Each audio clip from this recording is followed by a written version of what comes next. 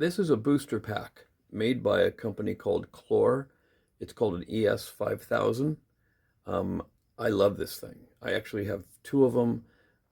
I've used them for years.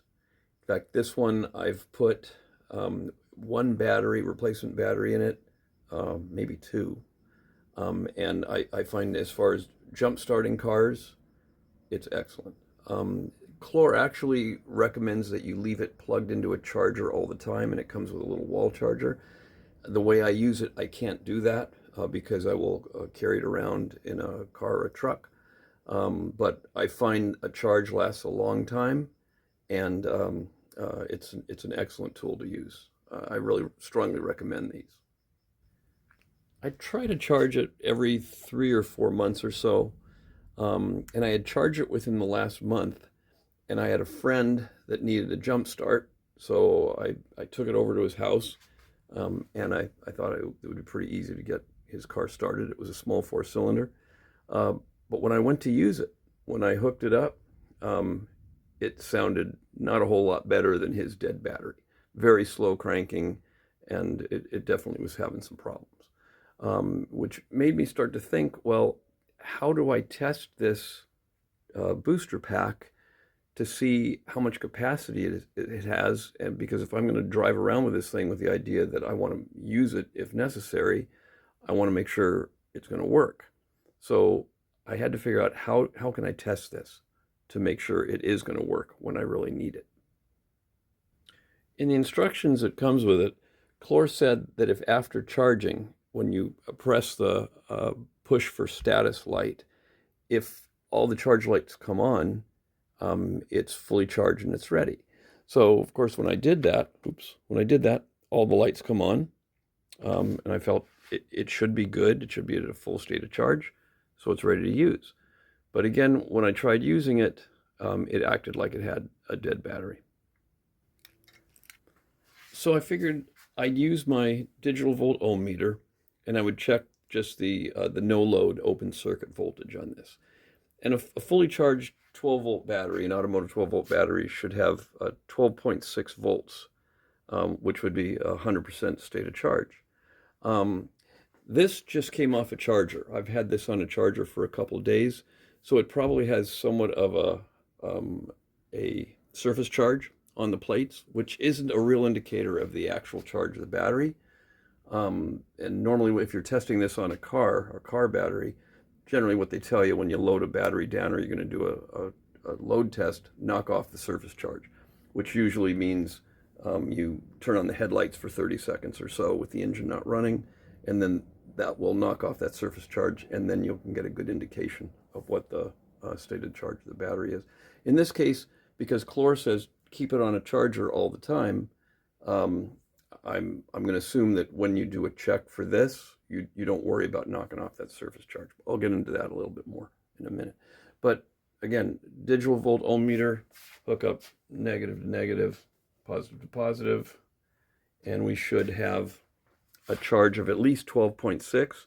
In this case, we're reading 12.9 volts, which again, 12.6 is 100% state of charge. So this, we could say, this battery is at least 100% state of charge, maybe more because of the surface charge. However, just because it has a full state of charge does not mean it's at a full capacity as far as being able to push the electrons through the circuit to get the amps to the starter motor that you need to crank the car over. So the next thing we got to do is figure out how much current can this thing actually deliver. So using the Clore instruction book and calling Clore to verify, how do you test this thing to make sure it has the capacity you need to jumpstart a car? They say if you put a 100 amp load on this booster pack and monitor the voltage for 6 seconds while you apply that 100 amp load to the booster pack, the voltage should not drop below 9 volts. So at that point, I figured, well, okay, now I have to figure out how can I apply a 100 amp load to the booster pack.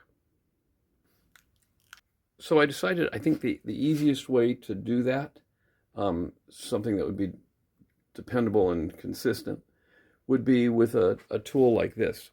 This actually comes from Harbor Freight. It's basically it's a battery load tester that will put out, or it will create a 100 amp load.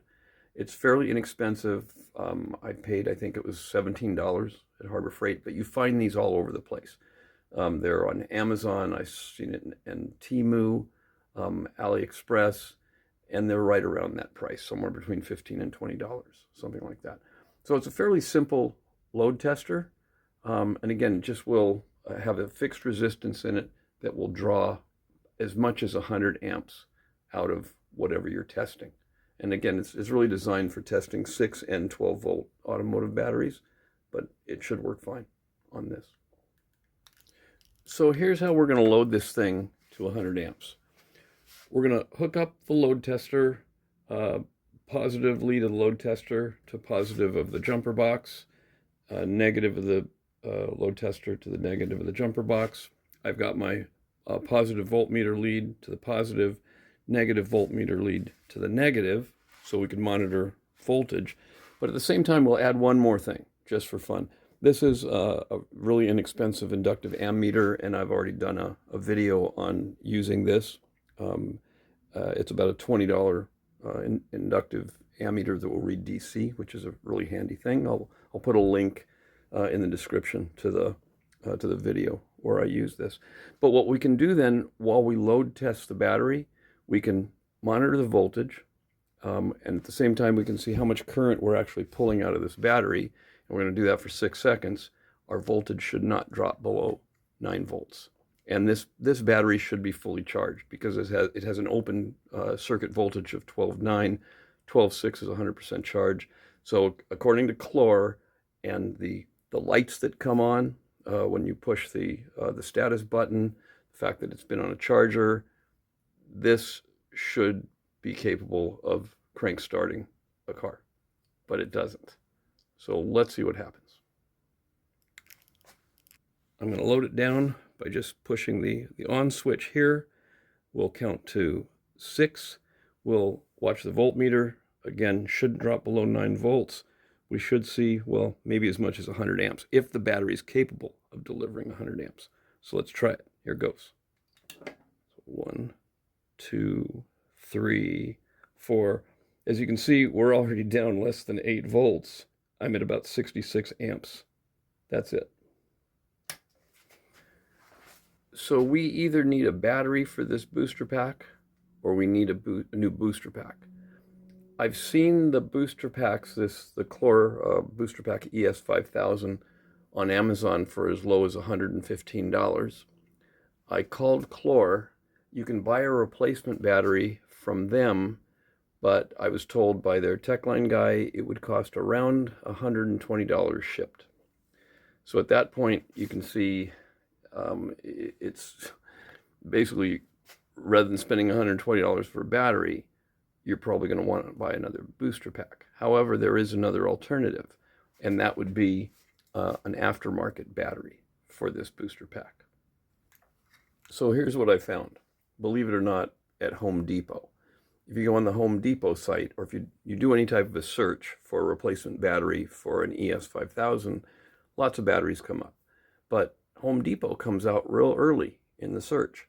And you go onto the Home Depot site, and sure enough, they have a battery. It's called an ML1812INT.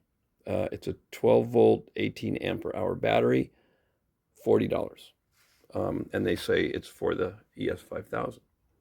The only catch here is this is an 18 ampere hour battery. The battery that's in the ES5000 from Clore is a 22 ampere hour battery.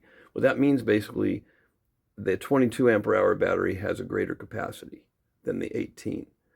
From what I understand, what's called an ES2500, also made by Clore, just like this, but shorter cables, and it has a lighter duty battery in it, which would be an 18 ampere hour battery. So this 18 ampere hour battery does not have the capacity at as high a capacity as the original battery. However, I have used it as a replacement multiple times. For what I do, I find it's worked fine for me. So again, this one at Home Depot, $40. So $40 versus 120 for a replacement battery or 115 for a whole new jumper pack. I find this works fine. There is one other alternative for a replacement battery, and I just found recently, again on the Home Depot site, a 22 ampere hour battery.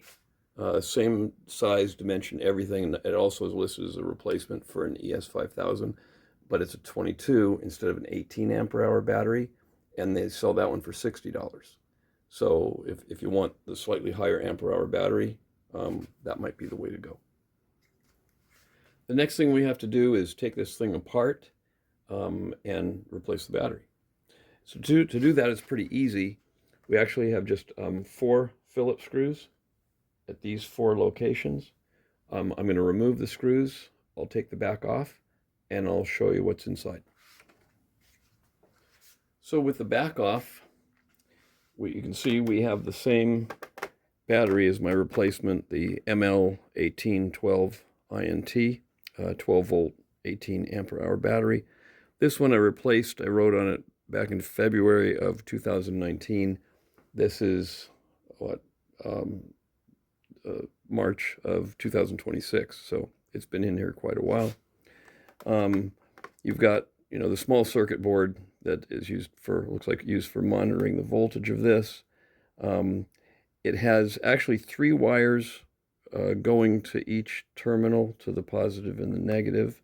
The main power wires that go to your jumper clamps, and then there's a small thin wire going to positive and negative. It looks like it's for actually charging it with the wall charger, and then a slightly heavier gauge wire that's used for the accessory socket, because you can also use this as a kind of an accessory power supply.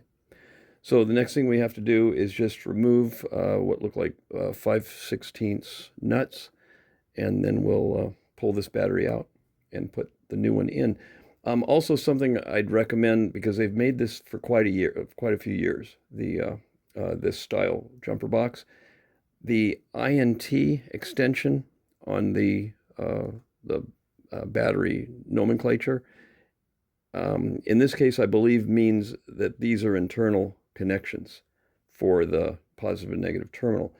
There are also batteries the same size, same spec, but it would use blade type terminals. So you would anchor the cable ends with a little bit different hardware. So I'd suggest, if you're going to replace a battery, once you've tested it and you're going to replace it, before you order one, I'd suggest taking it apart and making sure that this is actually the battery that you have inside. And if not, you'll see the number of the battery on it, so you can order the correct one. So let's take it apart and replace it.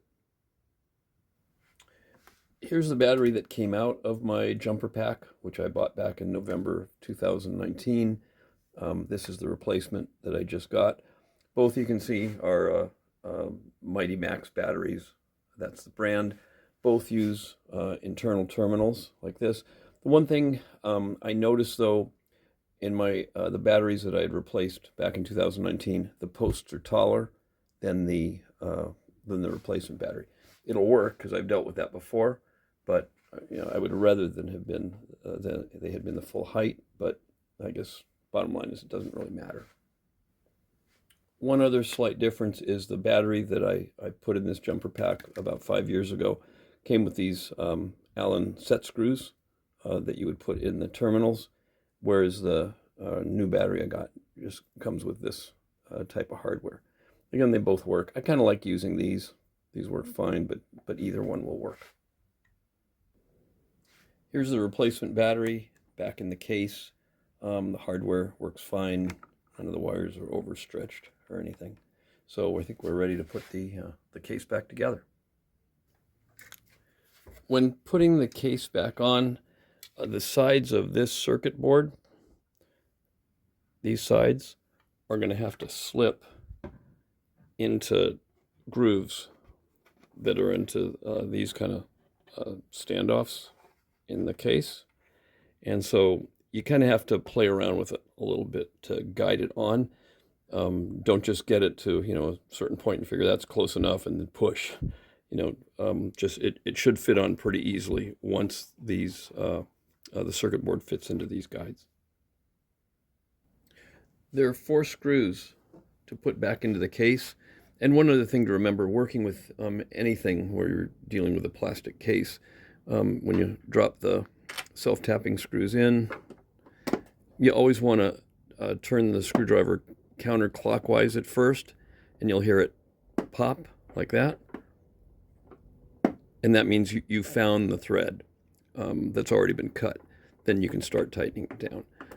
If you don't do that, you run the risk of basically cutting a new thread in the plastic, and that's going to start to weaken that plastic. And maybe the next time you have to go in and do this, the plastic might split. So anytime I'm working with plastic, I basically turn the screwdriver counterclockwise. I hear the pop, then I know that I found the thread. I can continue. All the power level lights come on, and it's reading 13 volts. It appears to be fully charged, although this is the battery that came right out of the box. That's my replacement battery. The booster pack instructions say with a new booster pack, you should charge it for a minimum of 30 hours. They also say for every power level light that's off, it would take approximately 4 to 6 hours of charging till that light comes on. At this point, it appears to be fully charged, but I think I'm gonna let it charge overnight, so we're sure that it has a full charge, and then tomorrow we'll do another load test on this thing and see how it does. So my booster pack's been on charge for over 48 hours. I have it hooked up to my digital volt ohm meter, so we have an open circuit voltage now, no load of 13.1 volts. I have it also hooked up to my 100 amp Harbor Freight load tester and my clip-on inductive ammeter. So let's see what this will do. I've moved my inductive ammeter to another location because I was getting some glare off the display. So I'm going to load this down to 100 amps or as close to that as possible. We're going to do that for 6 seconds, and we shouldn't drop down below 9 volts. So let's give it a try. 1, 2, 3, 4, 5, 6. We're at 10.4 volts and right about 90 amps. So when we did this the first time with the original battery, and we loaded it for 6 seconds, we dropped down to 7.1 volts and right about 66 amps. So you can see there's definitely a big difference. I feel this was a success. If you like this, please subscribe. Other than that, thanks for watching.